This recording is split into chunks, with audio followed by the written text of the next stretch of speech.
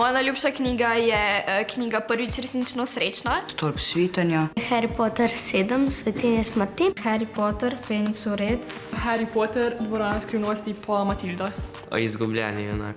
Knjiga mi je všeč zato, ker je realna. Zelo rad imam fantazijo. Kaj se dogaja v srednjem veku, ampak je noter mešanica magije, ljubezni. Kaj imam rad tudi grško pa rimsko mitologijo in tle je veliko tega, je pa tudi zanimivo, kaj se dogaja v sedanjosti. Ker je verjetno tudi ena izmed najdaljših knjig, kaj sem jih prebral. Moja mama je tudi knjižničarka v osnovni šoli in mi že pol ona priporoči kaj.